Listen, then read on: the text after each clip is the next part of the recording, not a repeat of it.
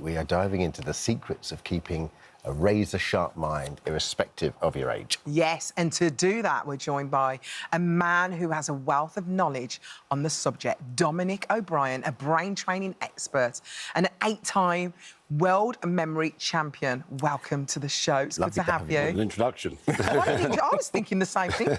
Well remembered. Thank you very much. Thank you so much. I didn't read it on auto cue.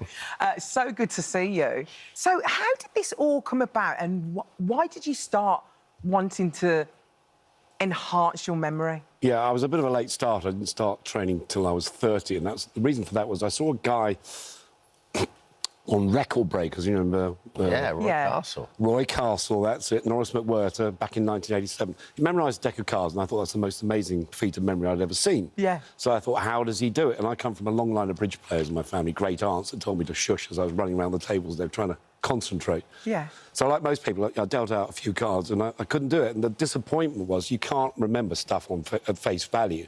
So you have to assign images to it, symbolic images. And I got very good at it. And then I found I could memorise not just one deck of cards, but several decks of cards, and started getting records, and then entered the World Memory Championships.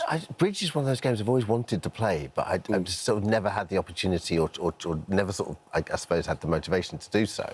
But is it a game, because it always seems like a game of skill, so is Bridge kind of based around memory?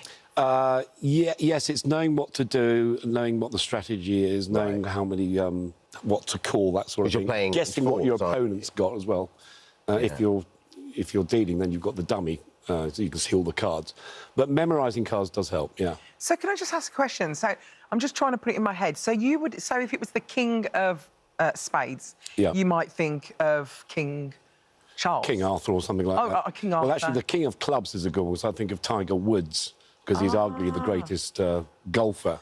So then you'd go, OK, King Charles, King Ten of Tiger Diamonds Woods. Ten of Diamonds would be Rishi Sunak, because he lives at number 10 for now.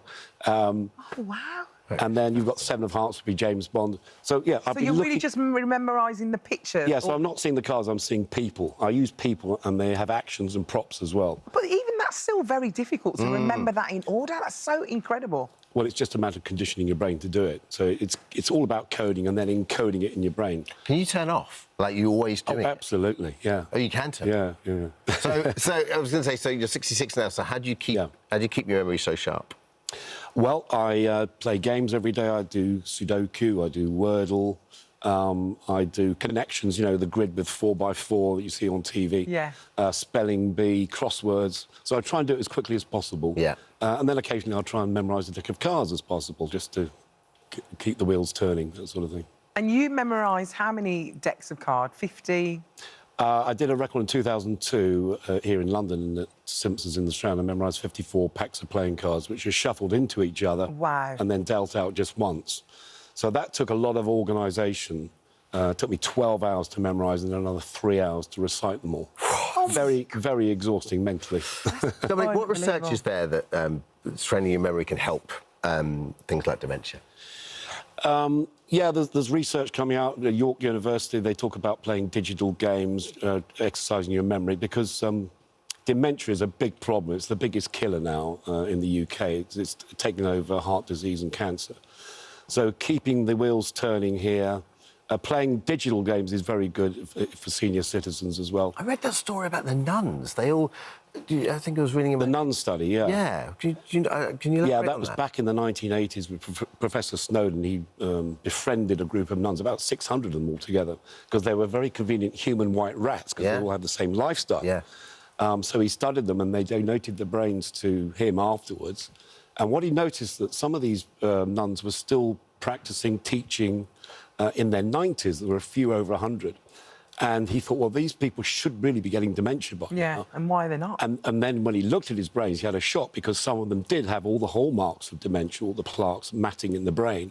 He couldn't understand it. And then, so the analogy is a bit like you walk through a wood, you go from one end to the other, and after a while it gets overgrown. But if you keep walking through it and chop down the overgrowth, you'll have just one or two paths so you can get from one end to the other. I think that's a lovely analogy. It's a really So good this is what the nuns were doing. They were keeping an active mind. Use it or lose it. But how much should you be doing every single day, every week? What should you be doing? Not a lot. When I was training, I'd be doing sort of 2 or 3 hours a day before a competition. But, you know, sort of 10, 15 minutes practice is probably all you need to do. OK. Physical exercise as well. Yeah. I do a lot of walking, playing a musical instrument. You take that up in your... Piano's supposed to be good, isn't it? Piano's very good for memory, and so is brass instruments for executive functions, general skills. It's more singing and woodwind instruments. Better if you start early with an instrument, but never too late to start. Very good for your brain for controlling cognitive Well, earlier health. we gave you 40 celebrities to memorise, didn't we? Right, Along yes. with the dates when they were actually on the show. So we're going to test you right now. Pick 10 at random, OK? Here we go. Wait for the... OK. What date was it when comedian Aisling B appeared on the show? Oh, I think that was the 12th of February. Is that right? 2024? He's correct. Yeah. Well done. Who appeared on the show on the 10th of November, 2023? The 10th of November... 2023. Ah, 10th of the 11th, 2023. 2023? Yeah. Yeah, I think that was Boy George. Correct. Correct. Well done. When did Miriam Margolyes last appear on the show?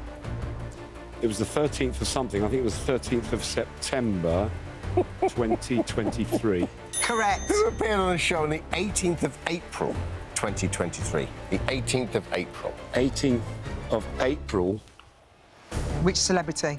The 18th of April. Was it Bjorn? Correct. Yeah. Correct. From ABBA. Yep. When did singer Paloma Faith appear on the show?